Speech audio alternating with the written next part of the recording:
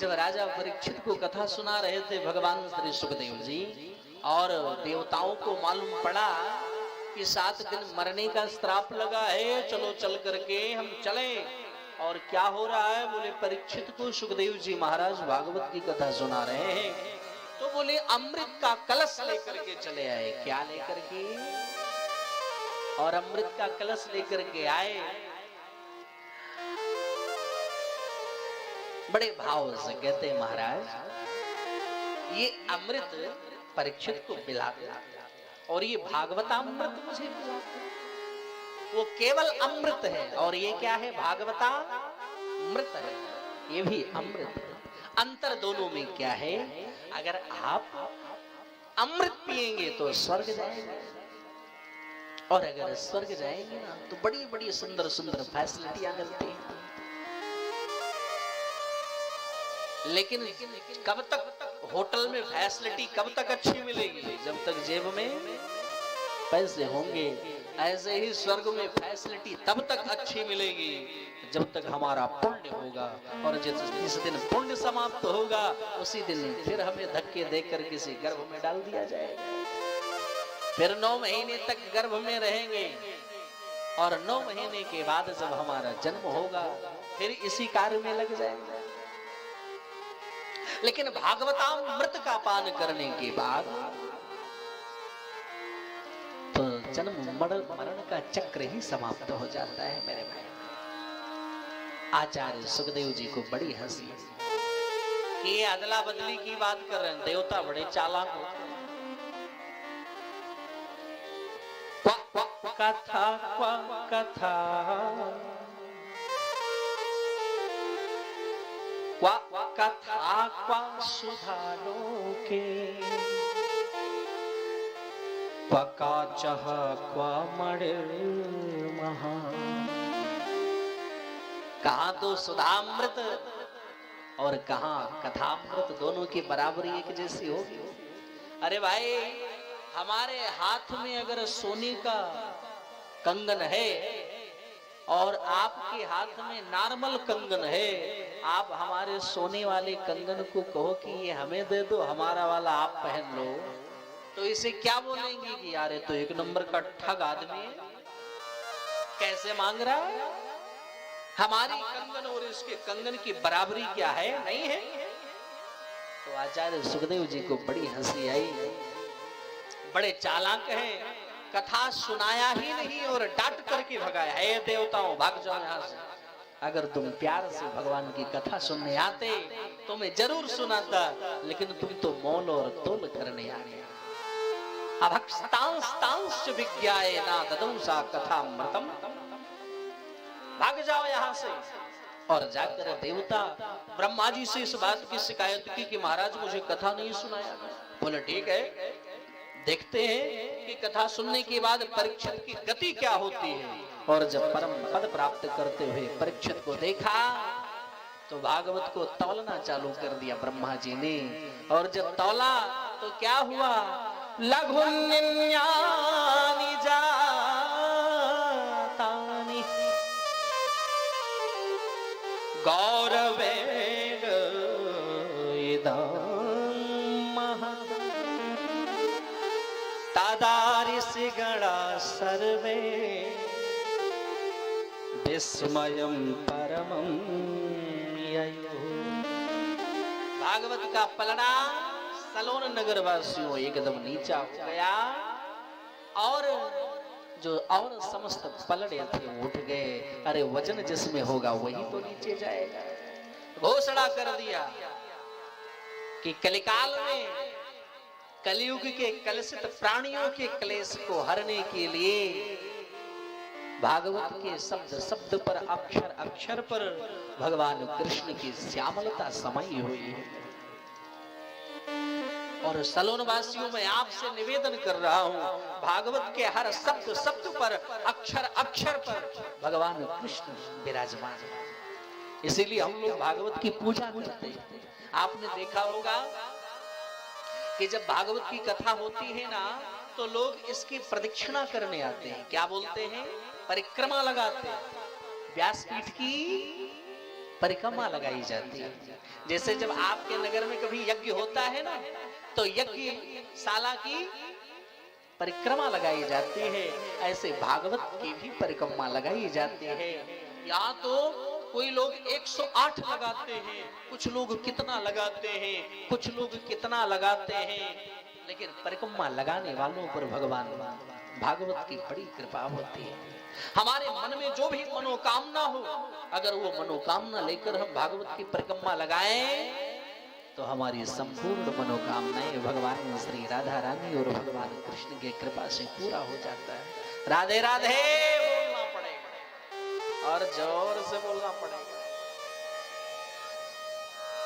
ऐसे बोल रही जैसे कोमा से बाहर आई है। अरे जोर से बोलो मेरी माँ, पूरी ताकत लगा दो लॉकडाउन की, जोर से बोलो। ये बात अब लगा कि कुछ खा पी के आए हैं। मेरे भाई बहन, कहने का तात्पर्य यही है, आप भी अपने घर में जरूर भागवत की पोथी को रखना चाहिए।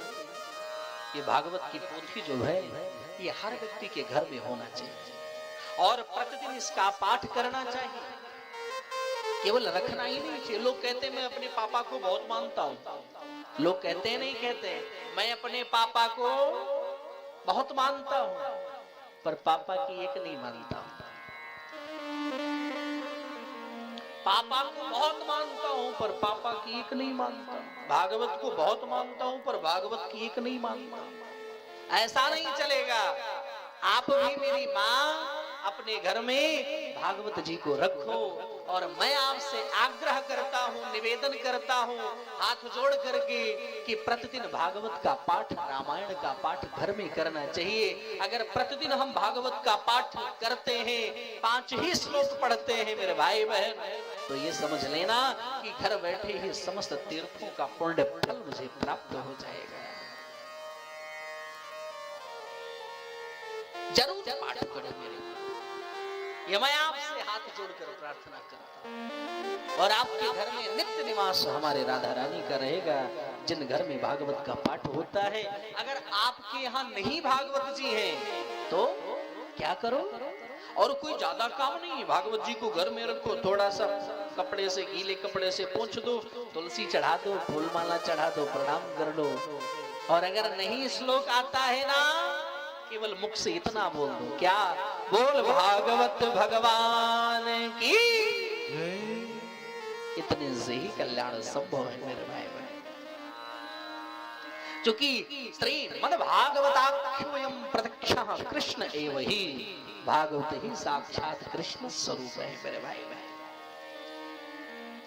ऐसा संतों ने कहा।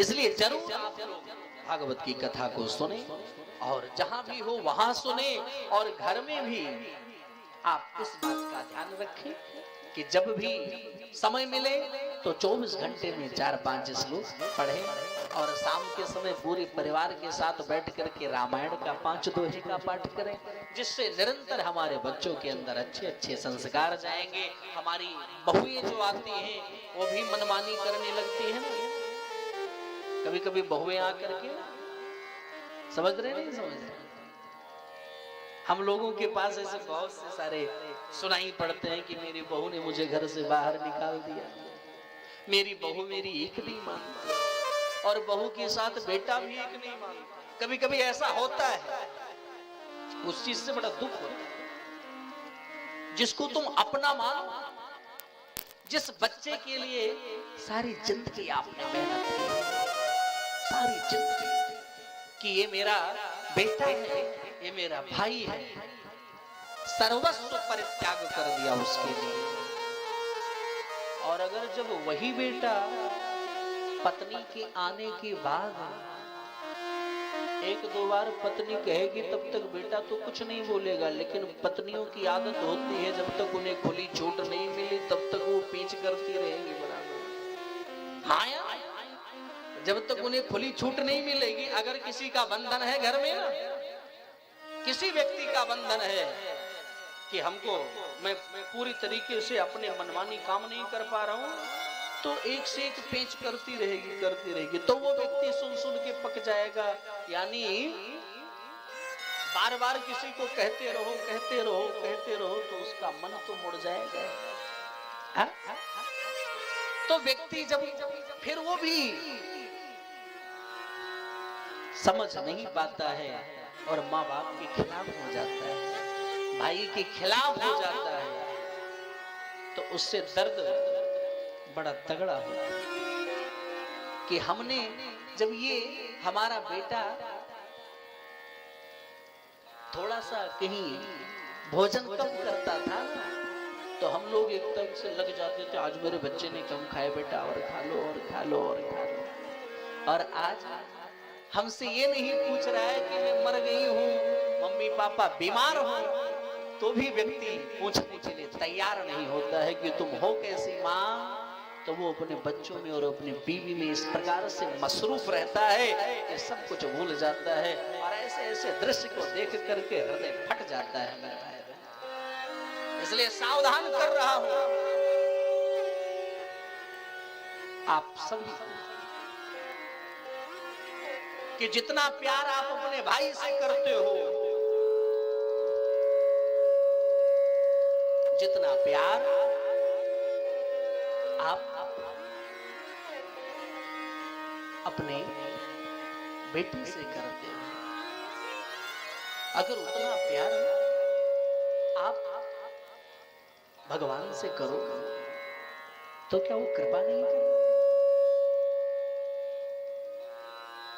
करेंगे? नहीं करेंगे, क्योंकि आप जिस भाव से भगवान को देखोगे भगवान उसी भाव से नजर आएंगे।